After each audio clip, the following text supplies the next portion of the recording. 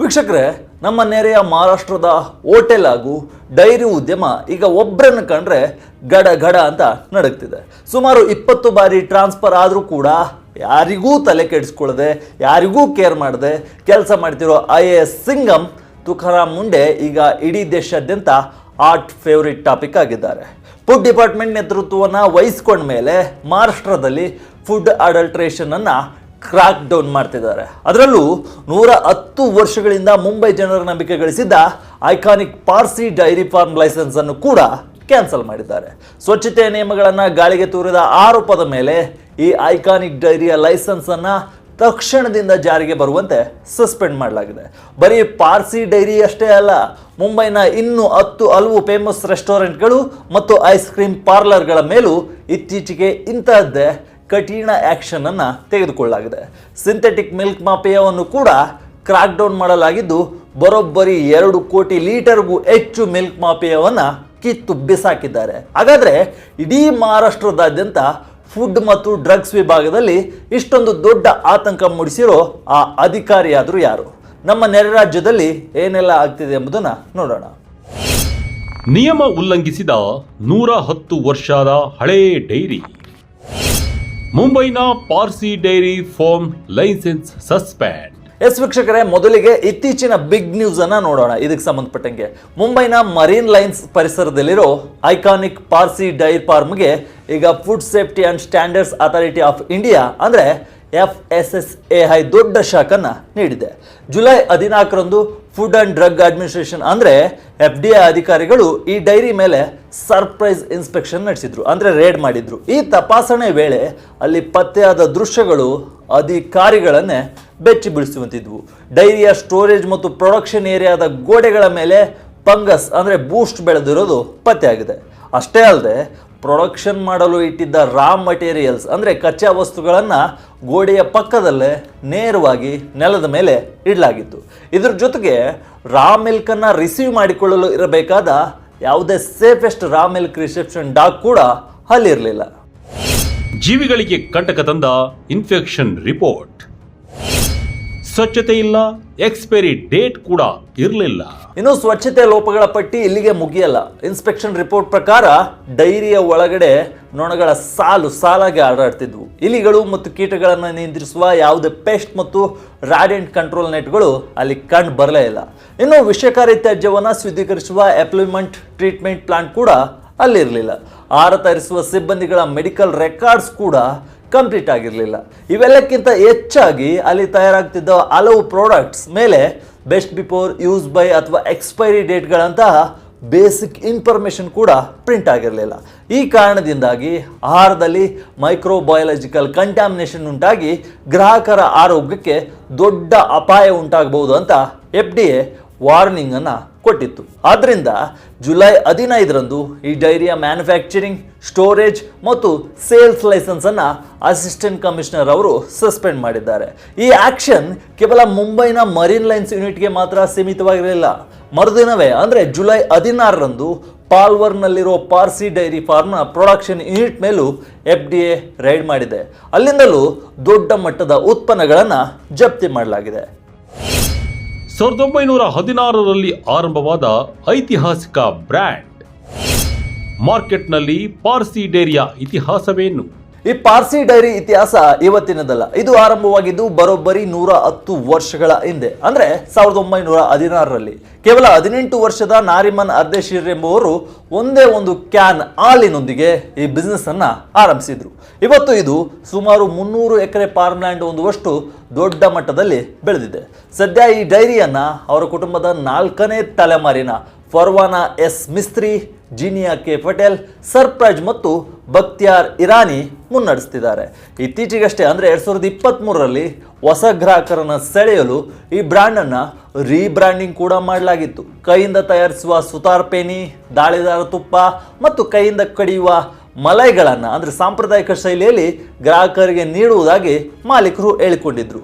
ಘಾಟ್ ಕೋಪರ್ ಮತ್ತು ಬೋರಿವಲಿ ಸೇರಿ ಹಲವು ಕಡೆ ಇವರ ಲೇಔಟ್ಗಳು ಇವೆ. ಆದರೆ ಇಷ್ಟೆಲ್ಲ ದೊಡ್ಡ ಬ್ರ್ಯಾಂಡ್ನಲ್ಲೇ ಇಷ್ಟೊಂದು ದೊಡ್ಡ ಹೈಜೀನ್ ಲೋಪಗಳು ಪತ್ತೆಯಾಗಿರೋದು ಗ್ರಾಹಕರಿಗೆ ದೊಡ್ಡ ಆಘಾತವನ್ನು ತಂದಿದೆ. ಇದಷ್ಟೇ ಅಲ್ಲ, ಮಹಾರಾಷ್ಟ್ರದಲ್ಲಿ ಸಿಂಥೆಟಿಕ್ ಮಿಲ್ಕ್ ಮಾಫಿಯಾ ಕೂಡ ಈ ದಾಳಿಗಳ ವೇಳೆ ಬಯಲಿಗೆ ಬಿದ್ದಿದೆ. ಯಾರು ಈ ರಿಯಲ್ ಲೈಫ್ IAS ಸಿಂಗರ್? 21 ವರ್ಷಗಳಲ್ಲಿ 20ಕ್ಕೂ ಹೆಚ್ಚು ಬಾರಿ ಟ್ರಾನ್ಸ್ಫರ್. ಈಗ ಮೇನ್ ಮ್ಯಾಟ್ರಿಗೆ ಬರೋಣ. ನಾವು ಇಂಟ್ರೋದಲ್ಲಿ ಹೇಳಿದ್ನಲ್ಲ, ಈ ಅಧಿಕಾರಿಯನ್ನ ಕಂಡ್ರೆ ಮಹಾರಾಷ್ಟ್ರದ ರೆಸ್ಟೋರೆಂಟ್ ಹಾಗೂ ಡೈರಿ ಉದ್ಯಮ ನಡೀತಿದೆ ಅಂತ. ಆ ಅಧಿಕಾರಿಯೇ ಇಷ್ಟೆಲ್ಲ ದೊಡ್ಡ ದೊಡ್ಡ ಸಂಸ್ಥೆಗಳ ವಿರುದ್ಧ ಎದುರಾಗಿ ನಿಂತು ಆಕ್ಷನ್ ಅನ್ನ ತಗೋತಿದ್ದಾರೆ. ಎಸ್, ಮಹಾರಾಷ್ಟ್ರ FDAಯ ಹೊಸ ಕಮಿಷನರ್ ತುಕಾರಾಮ್ ಮುಂಡೆ ಅವರ ಕ್ರಮಗಳಿಗೆ ಎಲ್ಲರೂ ಬೆಚ್ಚಿ ಬಿದ್ದಿದ್ದಾರೆ. ಇವರನ್ನ ಇಡೀ IAS ವಲಯದಲ್ಲಿ ಸಿಂಗಮ್ ಅಂತಲೇ ಕರೀತಾರೆ. ಪ್ರಾಮಾಣಿಕತೆ ಮತ್ತು ನಿಯಮಗಳಿಗೆ ಕಟ್ಟು ಬೀಳುವ ಇವರ ಸ್ವಭಾವದಿಂದ ಇವರು 21 ವರ್ಷಗಳ ತಮ್ಮ ಕರಿಯರ್ನಲ್ಲಿ ಬರೋಬ್ಬರಿ 20ಕ್ಕೂ ಹೆಚ್ಚು ಬಾರಿ ಟ್ರಾನ್ಸ್ಫರ್ ಆಗಿದ್ದಾರೆ. ಎಷ್ಟು ಹೇಳಿ? 21 ವರ್ಷದಲ್ಲಿ 20ಕ್ಕೂ ಹೆಚ್ಚು ಬಾರಿ ಟ್ರಾನ್ಸ್ಫರ್ ಆಗಿದ್ದಾರೆ.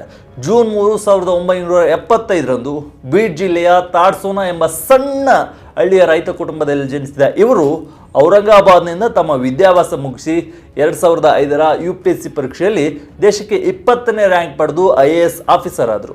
ಅಸಿಸ್ಟೆಂಟ್ ಕಲೆಕ್ಟರ್ ಆಗಿ ವೃತ್ತಿ ಜೀವನ ಆರಂಭಿಸಿದ ಇವರು ಸೋಲಾಪುರದಲ್ಲಿ ಕಲೆಕ್ಟರ್ ಆಗಿದ್ದಾಗ ಜಲ ಸಂರಕ್ಷಣೆ ಮಾಡಿ ವಾಟರ್ ಮ್ಯಾನ್ ಆಫ್ ಮಹಾರಾಷ್ಟ್ರ ಅಂತ ಕೂಡ ಫೇಮಸ್ ಆಗಿದ್ರು. ಅದಾದ ಬಳಿಕ ನವಿ ಮುಂಬೈಗೆ ಬರ್ತಾರೆ. ಅಲ್ಲಿ ಕಮಿಷನರ್ ಆಗಿದ್ದಾಗ ವಾಕ್ ವಿತ್ ಕಮಿಷನರ್ನಂತಹ ಜನಪ್ರಿಯ ಕಾರ್ಯಕ್ರಮಗಳನ್ನು ಕೂಡ ಜಾರಿಗೆ ತಂದಿದ್ರು. ಅಲ್ಲಿಂದ ನಾಗ್ಪುರಕ್ಕೆ ಹೋಗ್ತಾರೆ. ನಾಗ್ಪುರ್ನಲ್ಲಿ ಕೋವಿಡ್ ನಿರ್ವಹಣೆ ಮಾಡಿ ಸೈ ಅಂತ ತುಕಾರಾಮ್ ಮುಂಡೆ ಅನ್ಸ್ಕೊಂಡಿದ್ರು.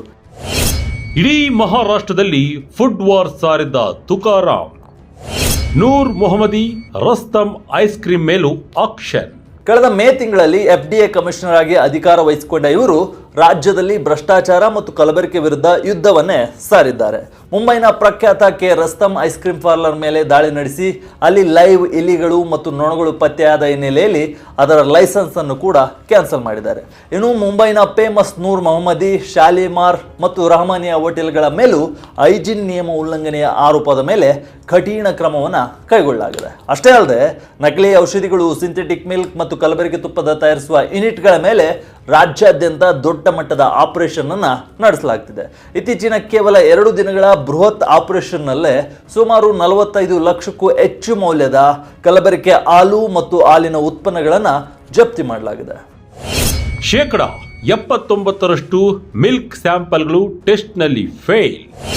30 ದಿನಗಳಲ್ಲಿ 360 ರೈಡ್, 235 FIR, 350 ಅರೆಸ್ಟ್.